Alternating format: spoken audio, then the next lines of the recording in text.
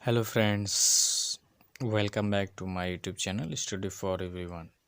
तो जैसा कि दोस्तों आप लोग कह रहे थे सर इतिहास का भी वीडियो बनाइए, तो दोस्तों मैंने आज इतिहास की प्रथम वीडियो स्टार्ट की है। ठीक है, तो सबसे पहले हम जानेंगे कि इतिहास होता क्या है, कैसे शुरू हुई, इसको कैसे अध्ययन किया जाता है। ठीक है, तो आज का हमारा टॉपिक वही होने वाला है कि प्राचीन भारत इतिहास के अध्ययन के स्रोत, यानी प्राचीन भारत के अध्ययन के स्रोत क्या क्या हैं। ठीक है, तो सबसे पहले हम लोग प्राचीन भारत को कवर करने हैं। ठीक है, तो चलिए स्टार्ट करते हैं वीडियो को।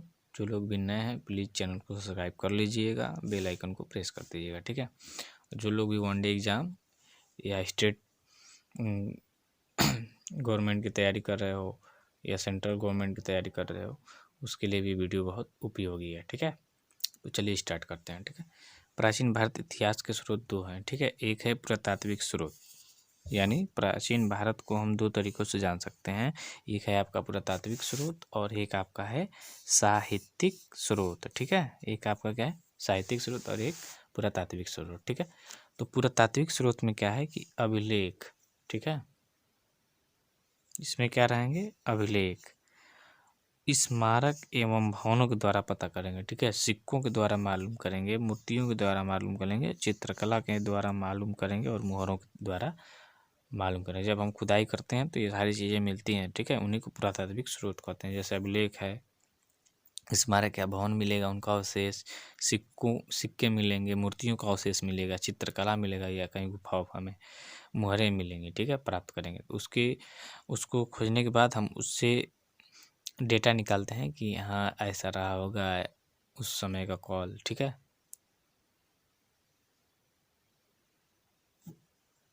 साहित्यिक स्रोत में क्या है कि किताबें लिखी गई होंगी, ग्रंथ लिखे गए होंगे, काव्य की रचना हुई होगी। ठीक है, तो उसको भी देख कर हम मालूम करते हैं कि हाँ भाई उस समय के काल में ऐसे लोगों का रहन सहन रहा होगा, खान पान रही होगी, संस्कृति रही होगी, सभ्यता रही होगी। ठीक है,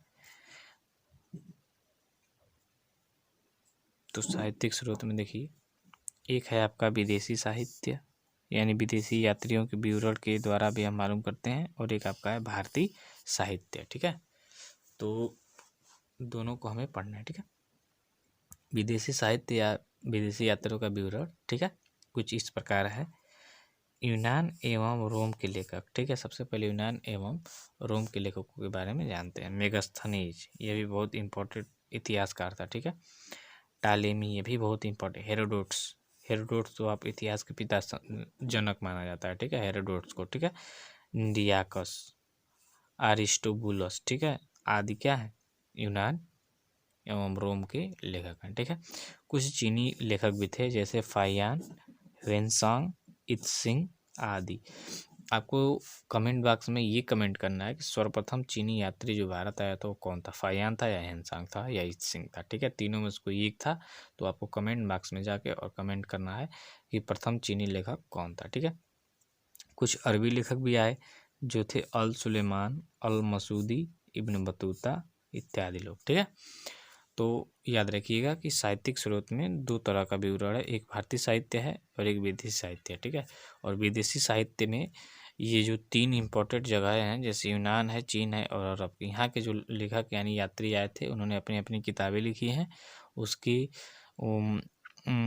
किताबों के द्वारा भी हम मालूम कर लेते हैं कि हाँ उस समय का काल कैसा था। ठीक है, और भारतीय साहित्य में देखते हैं तो भारतीय साहित्य में था, एक संगम साहित्य था, धर्मनिरपेक्ष साहित्य था, धार्मिक साहित्य था और एक ब्राह्मण साहित्य धार्मिक साहित्य था। ठीक है, संगम साहित्य यानी हम दक्षिण भारत के बारे में इसके संगम साहित्य में जानते हैं। ठीक है, जैसे वहाँ की जो रचनाएं थी, तिरुकुरल, शिलापदाधिकारम, ठीक है, मणिमेखले, जीवक चिंतामणि, ठीक है, आदि के द्वारा हम क्या करते हैं, संगम साहित्य के संगम काल के बारे में जानते हैं। ठीक है, यानी दक्षिण भारत के बारे में जानते हैं। ठीक है, एक है आपका धर्मनिरपेक्ष साहित्य। ठीक है, धर्मनिरपेक्ष साहित्य। ठीक है, इसमें क्या है कि इसमें अर्थशास्त्र यानी कौटिल्य के द्वारा रचित है। राजतरंगिणी कल्हड़ द्वारा, राजतरंगिणी में आपका जम्मू कश्मीर का इतिहास मिलता है। अर्थशास्त्र में आपका चंद्रगुप्त मौर्य के यानी मौर्य काल के बारे में मिलता है, कैसी शुरुआत हुई थी, वहाँ की व्यवस्था कैसी थी। अष्टाध्यायी पाणिनि, ठीक है, मुद्रा राक्षस विशाखा दत्त, अभिज्ञान शकुंतलम कालिदास, रघुवंश, मेघदूत, मालविकाग्निमित्रम, यह सब नाटक लिखे गए हैं कालिदास के बारे में, ठीक है, महाकवि कालिदास के द्वारा। ये सारे अभिज्ञान शकुंतलम बहुत ही प्रसिद्ध है, रघुवंशम, मेघदूत, मालविकाग्निमित्र, ठीक है, यह क्या है, बहुत ही इंपॉर्टेंट है, ये सब कालिदास के द्वारा रचित हुआ है, ठीक है। हर्षचरित बाणभट्ट द्वारा, ठीक है, कादम्बरी, हर्षचरित और कादम्बरी बाणभट्ट द्वारा, जो कि हर्ष के दरबारी कवि थे बाणभट्ट, इन्होंने लिखा है, ठीक है। उसके बाद धार्मिक साहित्य में देखते हैं कि इसमें जैन साहित्य, बौद्ध साहित्य और ब्राह्मण साहित्य है, ठीक है। ब्राह्मण साहित्य अभी नेक्स्ट पेज में है। तो जैन साहित्य में क्या है, इसके कौन कौन से ग्रंथ हुए, तो परिशिष्ट पर्वन, भद्रबाहु चरित्र, भगवती सूत्र, कल्पसूत्र आदि, ठीक है, यह जैन साहित्य है, ठीक है। और बौद्ध साहित्य क्या है, सुत्त पीटक, विनय पीटक, अभिधम्म पीटक, मिलिंद पन्हो, बुद्ध चरित, दिव्यावदान आदि क्या है आपके जैन बौद्ध साहित्य हैं, ठीक है। उसके बाद इनके द्वारा भी हम क्या करते हैं, प्राचीन भारतीय इतिहास के बारे में जानते हैं, ठीक है।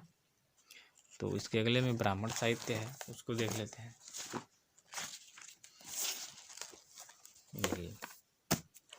यह आपका है ब्राह्मण साहित्य, ठीक है। ब्राह्मण साहित्य में क्या है, तो आपके वेद हैं, ठीक है। वेदों की संख्या कितनी होती है दोस्तों, तो 4 होती है। यहाँ देखिए मैंने लिखा है वेद, ये ब्राह्मण साहित्य के अंतर्गत आते हैं। तो वेदों की संख्या कितनी होती है, 4 कुल, ठीक है। ऋग्वेद, यजुर्वेद, सामवेद, अथर्ववेद, ठीक है। अब ब्राह्मण ग्रंथ कितने हैं, तो जितने वेद हैं उतने ब्राह्मण ग्रंथ हैं, जैसे ऐतरेय, कौशिकीय, गोपथ इत्यादि, ठीक है। आरण्यक कितने हैं, तो आरण्यक 7 हैं मूल रूप से, ठीक है। और आरण्यक क्या होते हैं दोस्तों, तो आरण्यक मतलब जंगल में जाकर किताबें जो लिखी की जाती थी उसे ही आरण्यक कहते थे, ठीक है। जैसे तैत्तिरीय, मैत्रायणी, ऐतरेय आदि क्या है, आरण्यक है, ठीक है। उपनिषद क्या होता है दोस्तों, तो गुरु के सम्मुख बैठकर ज्ञान प्राप्त करना ही उपनिषद कहलाता है, ठीक है। तो उपनिषदों की संख्या है 108, ठीक है, 108। और उसमें 18 क्या है मूल रूप से विद्यमान है, पढ़ा जा सका है, उसको खोजा गया है, ठीक है। तो छांदोग्य, कठ, बृहदारण्यक आदि क्या उपनिषद है, ठीक है। और वेदांग है, वेदांगों की संख्या है 6, ठीक है दोस्तों। वेदांगों की संख्या 6 है, कौन कौन है, शिक्षा, कल्प, व्याकरण, निरुक्त, छंद, ज्योतिष, वेदांग, ठीक है। वेदों को समझने के लिए वेदांगों की स्थापना की गई थी, ठीक है। उपवेद कितने हैं दोस्तों, तो उपवेद आपके हैं 4, आयुर्वेद, धनुर्वेद, गंधर्व वेद, शिल्प वेद, ठीक है। और सांख्य दर्शन क्या होता है दोस्तों, सांख्य दर्शन में सांख्य, योग, न्याय, वैशेषिक, पूर्व मीमांस, उत्तर मीमांस, ठीक है। महाकाव्य कितने हैं, 2, महाभारत और रामायण, ठीक है। तो सबसे बड़ा महाकाव्य कौन है, महाभारत।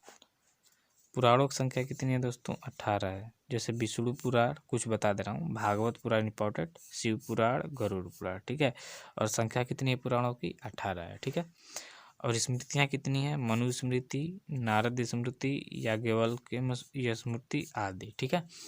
तो इतना दोस्तों आपको क्या करना है, याद रखना है, ठीक है। आपके ब्राह्मण साहित्य में वेदों की संख्या कितनी है, 4 है। ब्राह्मण ग्रंथ कौन कौन है, ऐतरेय, कौशिकी, गोपथ, यानी जितने वेद रहेंगे उतने ब्राह्मण ग्रंथ रहेंगे। आरण्यक क्या है, तो जंगल में जाके जो लिखी जाती थी पुस्तकें वो आरण्यक है, ठीक है। उपनिषद क्या है, तो गुरु के सम्मुख बैठ कर शिक्षा प्राप्त करना उपनिषद है, संख्या 108, इसमें 18 प्रचलित है। वेदांगों की रचना की, वेदांग क्या है, तो वेद को समझने के लिए वेदांग है, जिनकी संख्या है 6। उपवेद कितने हैं, तो जितने वेद हैं उतने उपवेद हैं, 4, ठीक है। सांख्य दर्शन है। महाकाव्य कितने हैं, 2 हैं, एक महाभारत, रामायण, महाभारत सबसे बड़ा है। पुराण कितने हैं आपके, 18 हैं। तो कुछ पुराणों की किस पुराणों को मैं बता दिया हूँ, ठीक है। सबसे पुराना मत्स्य पुराण पहला है, ठीक है। स्मृति क्या है, तो मनु स्मृति, नारद स्मृति, याज्ञवल्क्य स्मृति आदि, इनके द्वारा भी हम क्या करते हैं, प्राचीन भारत को जानते हैं, ठीक है। तो बहुत बहुत धन्यवाद दोस्तों आप लोगों का कि अपना बहुमूल्य समय आपने हमें दिया, ठीक है। तो प्लीज़ चैनल को सब्सक्राइब ज़रूर करें और कमेंट बॉक्स में आप ज़रूर बताइएगा कि आपको यह वीडियो कैसी लगी, ठीक है।